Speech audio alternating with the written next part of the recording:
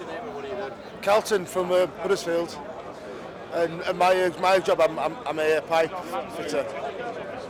What are you here for today? Supporting our troops, marching through Yorkshire City. It isn't just about EDL; it's about supporting our local regiment.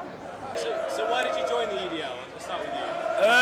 Me personally, I'm fed up of England being classed as British, and I'm also fed up of Sharia law trying to be implemented in England. I think that the EDL are not a racist organisation. Right, he's like one of my close mates. So like, if he were racist, he wouldn't hang about with me. Because I'm half African, I'm half Indian, you see. So obviously, he wouldn't hang about with me if he were racist. We're from Bradford. I've got a lot of Asian mates, and these facets of the EDL that are racist. I mean, you can't get away from that. They will join the EDL just because it's English. You know what I mean? My name is Raj.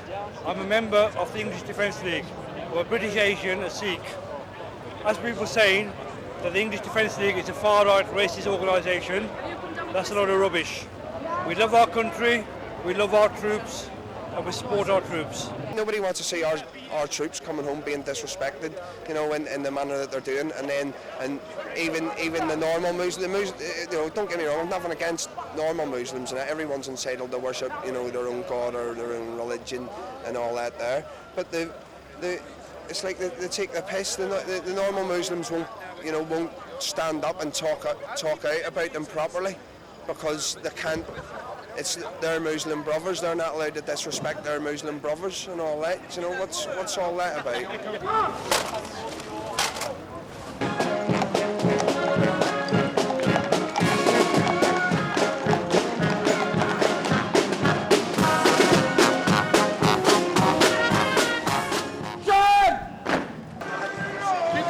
Eyes open as well.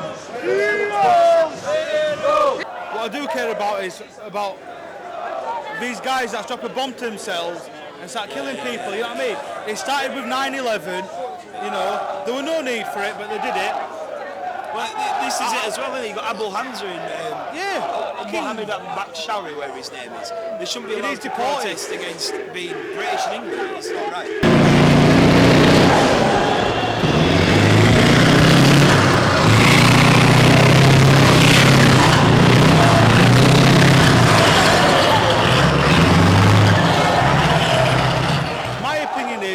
You're always going to get conspiracy theories, right?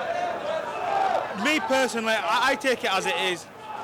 There were these extreme Muslims, they got in a plane, they bombed Twin Towers, that's the catalyst that started it, right? Yeah, but they attacked the wrong country. Seeing as 9 out of 10 of them were Saudi Arabians.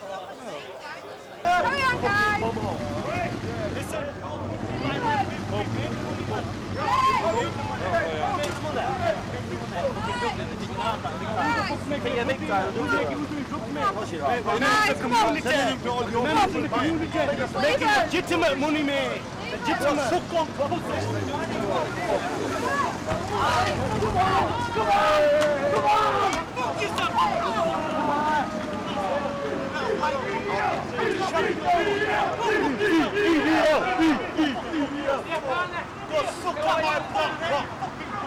Terrorists only exist because America put them there in the first place. I mean, you look at Taliban, they were trained and equipped by the United States of America. As soon as they didn't want to have what to do with them, they were all right to call them terrorists. I think terrorism... America invaded Iraq and Afghanistan.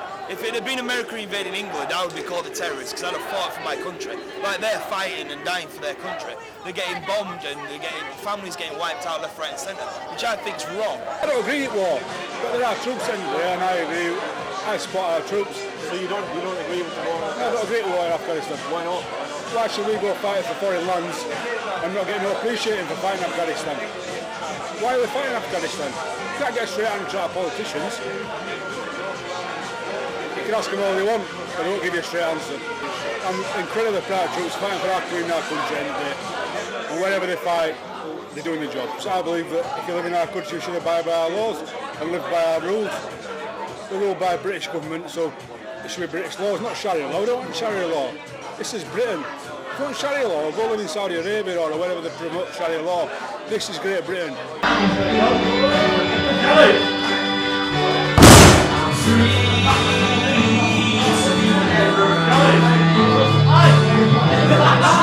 Listen, all the Muslims are not terrorists, are they? They're picking all the Muslims up. This area is a multicultural area. You understand? We never had no trouble with any white people, except from 2001 race riots. These are want to stir the shit back up and start doing it even more. We're living in a peaceful now place. We don't want nothing kicking off. These will just come back. The racial tensions have gone low. Ceased since 2001. Yeah. But you think they're building back up again? Yeah. Just this year? Or they've been doing all around England, haven't they? They've been to London, they've been to Birmingham. They've been look at that, they're showing EDL. What the heck, man? Look, the plane hits here at the top. Plane hits here at the top. Not even a third of the infrastructure is damaged, and all of a sudden it comes down like a demolition project. Now you tell me, which sane-minded person would believe that? Or it's the media, the biggest tool of the government, the biggest propaganda tool you can ever get. I think the English Defence League was a situation that was bound to happen. 9/11 was a declaration of war on the West by extreme Islam.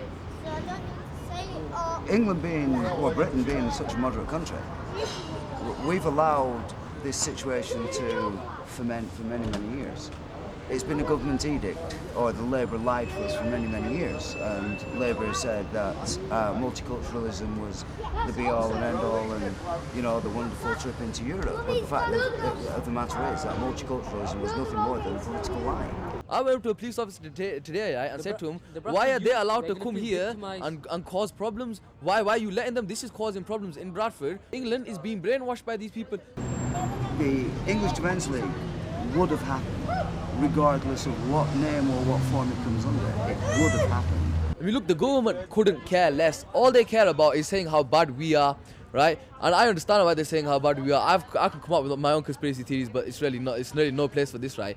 But at the end of the day, they're basically victimizing us, right? They're victimizing us, and it's like a war against the youth. It's like a war against the Muslim youth. And why? What's the point? We can be productive members of society, but they don't want us to be, because it's easy to start a war against us, right? Do you know why?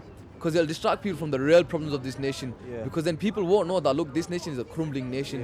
The outcome of this is the government's going to be forced into a situation where it has to stand up and realise that the people of this country are no longer prepared to take it. The situation is quite simple. If the government doesn't listen, then the government could quite possibly be the people that are responsible for creating the first ever race war in this country. Thank you. Thanks very much.